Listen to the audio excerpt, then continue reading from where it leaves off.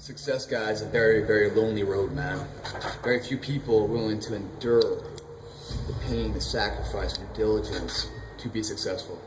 It's an uphill battle. And along that road, you're not going to see too many friends. You're going to see your shadow most often. You got to trust in the heart of hearts. Inside what you're doing, what you believe in, is a worthy cause, a winnable fight.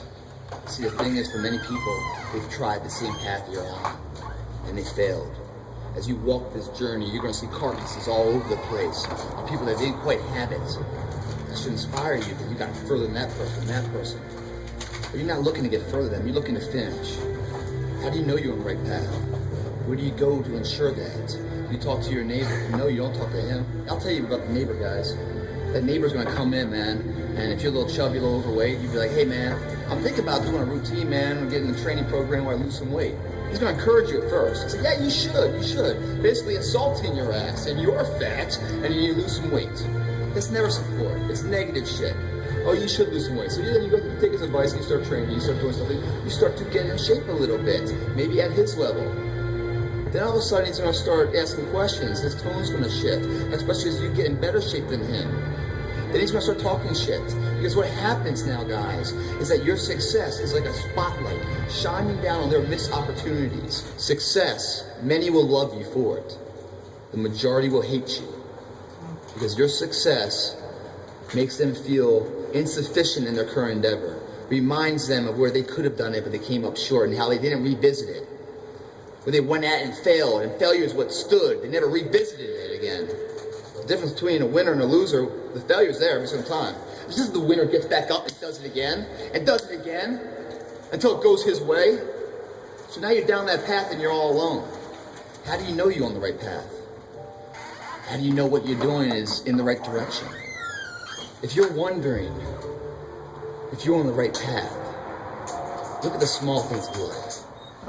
How do you do that? When you wash your car, you spend an hour washing your car. You finish washing, you put the hoses and everything away and the brushes. You come outside to look at the job you did, but you notice the spot's missing. What do? Do you re-grab the hoses, pull it all out, and finish the job right? Or do you say, it's good enough? And it's good enough. So the thing about good enough is we don't know if it's enough.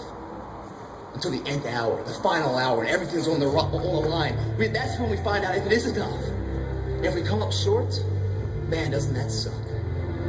I promise you guys, if today you never say good enough, tomorrow you'll always have enough. What I'm saying is the character of who you are. It's not the title that makes you, it's not the success that makes you. The character defines the success, defines the fame, and it starts right there. Championships aren't won in the theater or the arena. They're won in the thousands of hours in the training room, in the labs, in the 5 a.m. runs, and the training, when everyone else is sleeping. That's when it's won. The heart of a champion is a light switch that's always on. It doesn't go on and off when someone's watching. It's constant. It's how you look at something. If your name's attached to it, that you do it right, the best of your ability every single time. If you're dusting your countertops, do you dust around the picture frame, or do you pick the up and dust the entire thing? Do the job right or don't do it at all. That's the same person who has his hand raised on the podium one day. Same motherfuckers. How you hold yourself in the small things of life. Build the character winning blocks of the things that we're remembered for. I see them as one and one the same, guys. It begins right now with no one looking, man. And how you hold yourself, how you see yourself. What do you do when no one's watching? If you do it then, I guarantee you'll be doing it when everyone's watching. Burn out. How do you stay true to the course when that course could be 5 years? 10 years. How do you stay true to the path, man? Well, there's a real quick answer to a very complicated question. You don't burn out mentally because you always burn out physically. When you guys burn out physically, you push your current limitations to a new barrier, do you not? You hit failure and you go beyond. You force your body to create a demand to grow even more. By burning out physically, you ensure that you grow physically. If you don't burn out physically, and even though you go to the gym, you put your time in there, you check the box, yeah, I went to the gym, man, all good. You come back around, you look in the mirror, man, I'm not seeing anything, I'm not seeing any change. No. Well, because you haven't pushed yourself for your body to have a reason to change. If I gave a valiant effort to something, day in, day out, I saw no change, I'd probably quit too. But the reason why you're quitting, man, the reason why mentally you're burning out, is because you're not burning out physically. It's that mind-body connection of invincibility when you sync them up, guys. Every transformation always gets worse before it gets better. It's supposed to be that way. Journey is not easy. Before you start that journey mentally, you must fuel yourself with the right reasons, the right fuel to sustain the entire journey. Everyone's hot off the start, but after a month or so into it, or a couple weeks into it, where the wear and tear and the grind starts to hit you, you start losing focus on the horizon, do you not? You get caught away in the daily hiccups, the ups and downs, and the wear and tear. And you focus on the speed bumps, the daily activities, losing sight of the true purpose. When you lose sight of the purpose, you get too much value of what the pain is today. We always invest today, sacrifice today for tomorrow's betterment. But if we don't know what that betterment is, the want factor of what we're really doing it for, we can't win this war, guys. Once you find out you want, regardless of what it is, then you combine the mind and the body together. That's when life gets exciting, guys. Stories of inspiration where the person overcomes the odds. When you see the good, man, pump the brakes. Put your hands together, man. Give credit where it's due.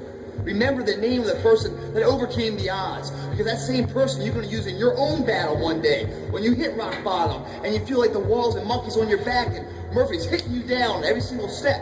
You're going to use the inspiration to take that one more step forward that makes all the difference. Let me give you a few examples of these, of people that overcome the odds. This kid couldn't speak. Everyone else in his peer group speaking all good. He couldn't speak.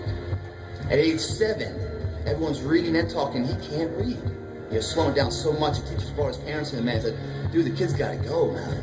He's just slow. He's not creative. He's slowing down the betterment of the entire class. Got to go. Parents brought him home. He's like, man, when are we going to do this? It's childish. It's too bad. They put him to work. He got fired from every single job he ever tried. All this guy knows up until 21 years old is failure. He's never tasted success. He just gets up and keeps trying, Phil. He gets up and keeps trying.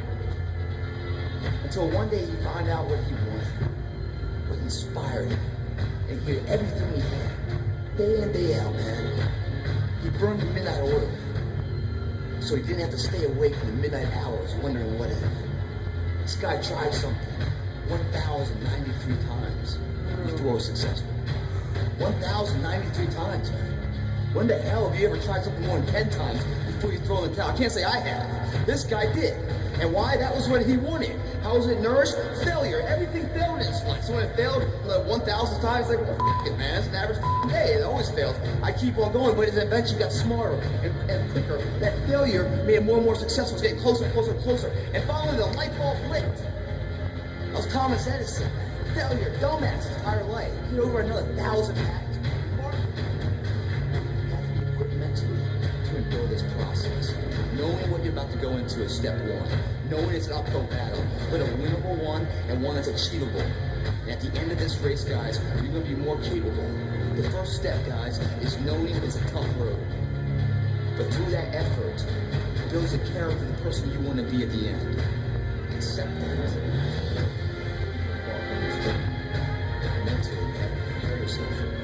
Knowing it's going to get worse before it gets better. When you embark this journey, you must know that it's going to go down before it comes up. But when it comes up, it's going to go so much higher than you've ever been. Sacrificing today for tomorrow. As you are, as sharp as you make that arsenal, they can't do anything if you don't have confidence in yourself. We all fall down in life. The question is, who gets back? You go after it. You give it all you have. If you lose, at least you try, man. I failed. It's 10 times more of a man than someone said, what if? Because what if never went to the arena? When you guys find a fear, that fear will either create you or destroy you. I love fear. The reason why? Behind every fear is the person you want to be. Fear is self-imposed, meaning it doesn't exist. You create it, you can destroy it too. It's an intangible. If you face your fears, guys, you'll realize it's not that big. And once you face it, you go, oh my God, man, I spent all this time running from it. It was so small. If I just faced it, my God, not only did I face it, I beat it back, energy is never lost, transferred. That negative energy, that fear, is destroyed. It comes back in as confidence. You're like, what else am I capable of? What else am I holding my back from that I'm capable of more? What am I running from I don't need to? What else can I overcome? You face your fears, you become the person you want to be. You run from your fears, you're not living. You're alive, but you're not thinking the freedom. You're not running the day. The day's running you. You always be the fucking servant, not the master, guys. If you find the fear, the quickest, the easiest way you can beat it is initially, right when it comes in. If you allow it to sit, it will grow roots and start breaking you down, destroying the potential of the person you can be. Again, the champions, guys. It's not their potential, it's not their genetics. It's their perseverance to always show up, always willing to fail, because in failure, that's part of success. Success is not, a marathon of life with just ups. Success is formulated through failures, through facing your fears, through falling down and getting back up. That's what creates the champion. Success does not define us. We define the success. Champions come in pairs of two, because you battle yourself into perfection. There are going to be days, man, where you drag an ass. But there's every excuse in the world why not to go to the gym. Having that partner is going to ensure you get there. We will kid ourselves, man. We will fail all the time on ourselves. But it's a sad motherfucker that fails on someone else's